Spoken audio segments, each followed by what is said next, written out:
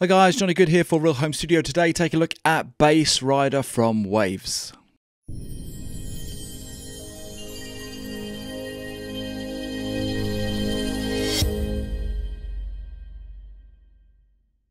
Just before we dive straight in, I want to remind you to please like, subscribe. If you've got something to say, then please drop it in the comments box below.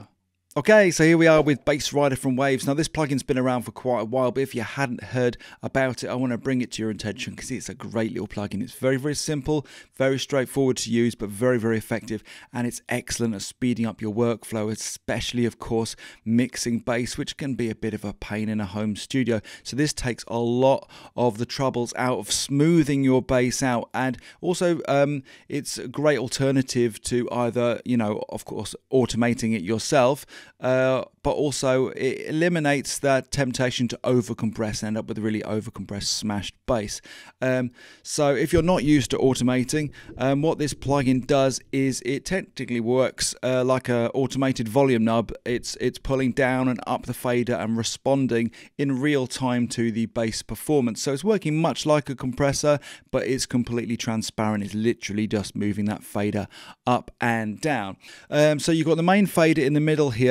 Across the top you've got a few sort of sensitivity knobs. You've got the sensitivity itself, you've got its response time, whether it's slow and fast. You've got like a spill knob, which is for if you've recorded your bass, maybe you've picked up some sound on the pickups, or you've recorded it live and you've got a bit of ambient band and stuff, then you can dial that in and tweak that to ignore the right level of spill, so your fader's only reacting to the signal of your bass. And it's a similar thing with the artifacts. That's really, you can tweak that for it to avoid things like string slides and some string noises and little pick noises and things, so you just tweak that to optimize it so it's really working with the signal of the bass and not spiking it. Ignore those artifacts, if you like, as it's working in real time. We've got an output on the right, and our range section here, which is really important. So the higher the range section at the top here, the higher the rider's gonna be able to boost. So in a sense, you're setting a bit of a limit to how far the fader's gonna go and boost a signal if it needs boosting, and it's the same with the lower fader as well. Okay, I'm gonna shut up now and just show you it working, and you can just see you'll follow the fader doing its job and smoothing out this bass performance.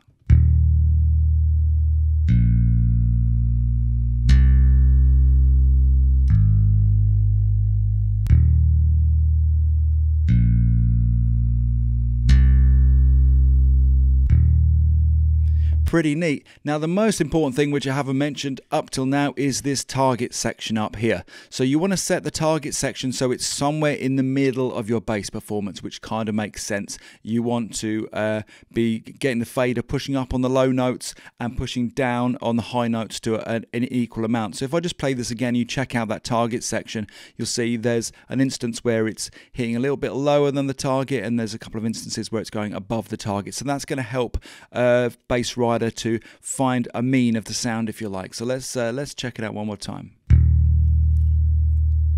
So a bit over that time, bit under that time, bit over that time, and the first one's just about hitting in the middle. So we're hitting a good average, and that's working really well with Bass Rider.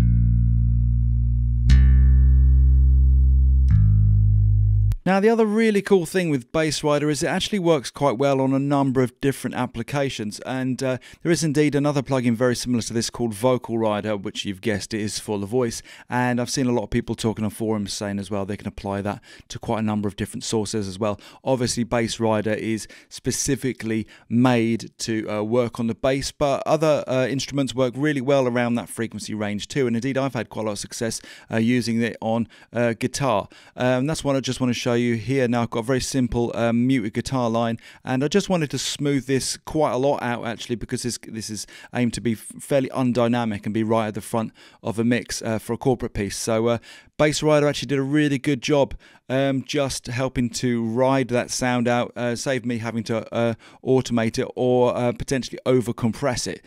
So let's just take a look and listen to what it's doing on this line.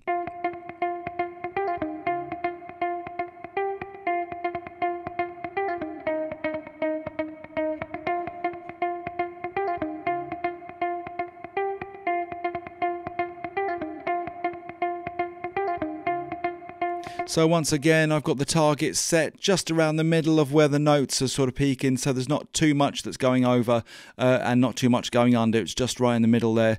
Well, that's what I'm aiming for.